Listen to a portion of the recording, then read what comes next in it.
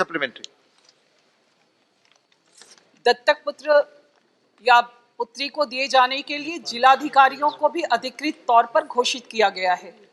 मैं जानना चाहती हूं माननीय मंत्री जी से कि कितने जिलाधिकारियों द्वारा अभी तक दत्तक पुत्र या इस प्रक्रिया को आगे बढ़ाया गया है। अगर वो संख्या में होगा तो बेहतर होगा।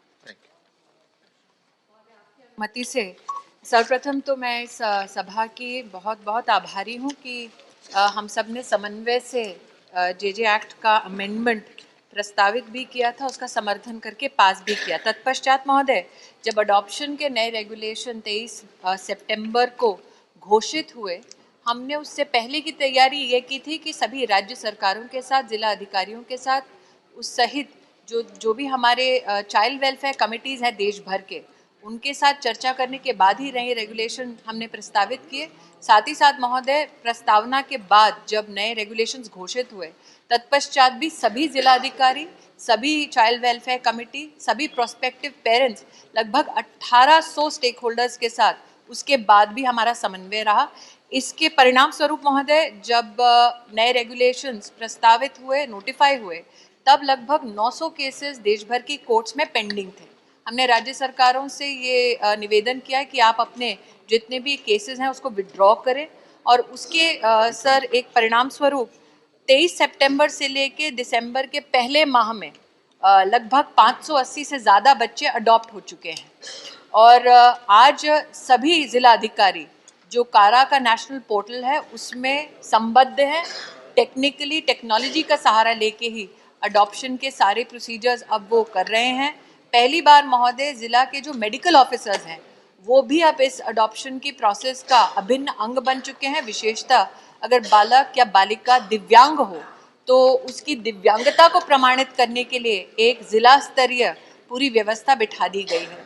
साथ ही महोदय, हमारी माननीय सदस्य ने विशेष चाइल्ड हमारे जो इंस्टीट्यूट्स हैं CCIs के बारे में विशेष पूछा, उसमें भी यही प्रक्रिया महोदय जारी है। धन्यवाद। श्रीमती रंजीत रंजन।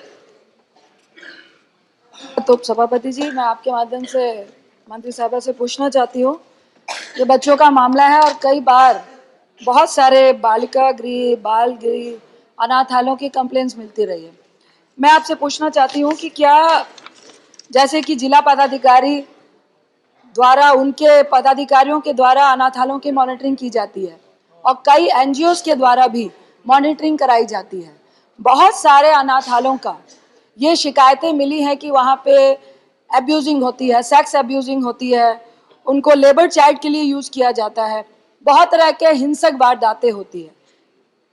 वैसे जो पेरेंट्स गोद लेना चाहते हैं, हम उनकी 4-5 साल तक निगरानी करते हैं, पर निगरानी में बहुत सारी खामियां हैं, क्योंकि जिला पदाधिकारी के प्लीज ये बहुत संवेदनशील मामला है, जिला पदाधिकारी के थ्रू ही मॉनिटरिंग होती है और NGOs के थ्रू।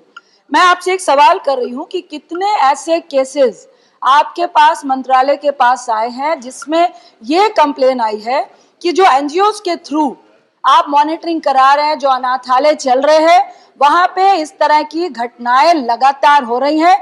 क्या परसेंटेज जो प्रशासन डायरेक्ट कर रहा है और जो NGOs के थ्रू है, कितनी आज तक कंप्लेन आई है? आज ही मैंने न्यूज़पेपर में पढ़ा कि एक भाई बहन, 2 साल का बच्चा और 4 साल की बच्ची, जो प्लीज सर, माता पिता ने उनको गोद लिया और 4 महीने के बाद वो वापस आ गए और उनपे पॉक्सो लगा है।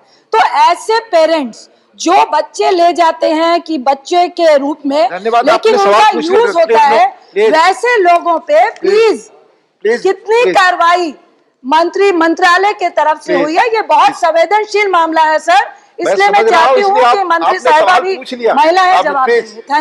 धन्यवाद। माननीय महोदया ने एक बहुत ही गंभीर विषय हम सबके सम्मुख प्रस्तुत किया है।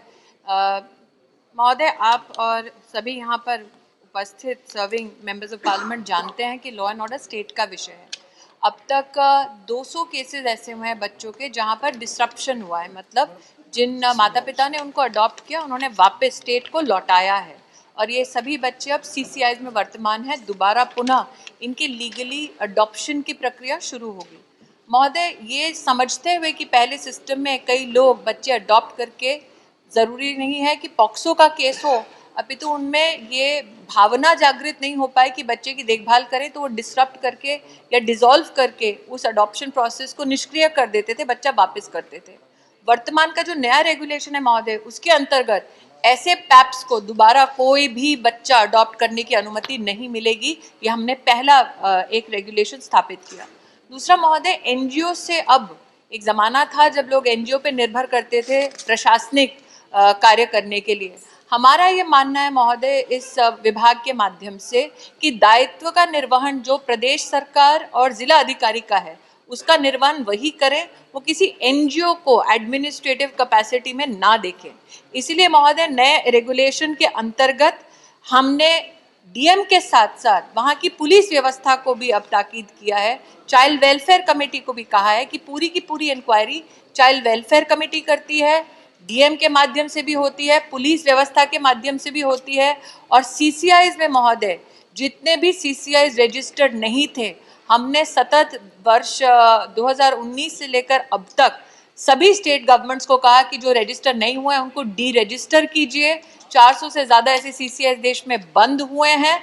और साथ ही महोदय अब जो नया रेगुलेशन आया है उसके अंतर्गत पहले ये माना जाता था कि अगर कोई एनजीओ प्रस्ताव दे कि मुझे सीसीआई खोलना है, वो डीम्ड अप्रूवल माना जाता था महोदय।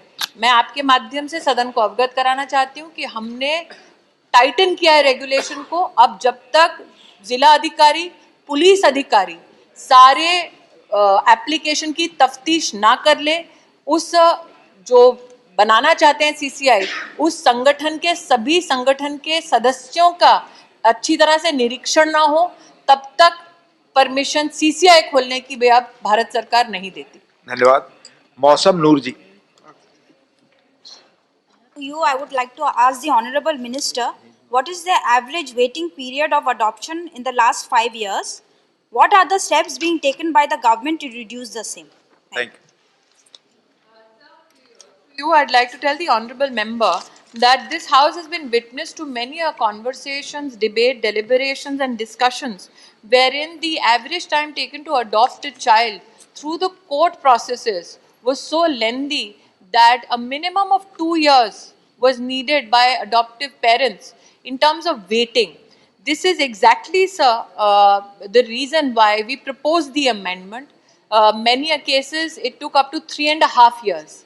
And sir, as I have highlighted in my previous answer, on the 23rd of September this year, we notified the new regulations, sir. There were close to 900 cases pending in states, in our high courts. And after the states acted on the new resolution, sir, over 580 children have already been adopted. Including, sir, I would like to here highlight, there are children who are in the category of hard to place. They are older children who have never been adopted before. And such children now, so in a 7-day procedure technologically, are made available to even our NRI diaspora or OCI card holders, so that these children find families within our own socio-cultural milieu. Otherwise, such children were available for foreign adoption, sir.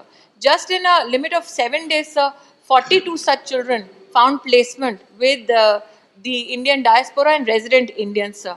A child now, sir, does not have to wait. The adoptive parent may be, but I am happy to report, sir, that children will not have to wait. If in our country we have more and more parents who want to adopt, that is a healthy sign of a society which is compassionate. But I can assure you, sir, children do not have to wait. Procedurally, sir, state governments have assured us that through the DMs and the child welfare committees, the protection of the interest of the child has been made foremost. Thank you.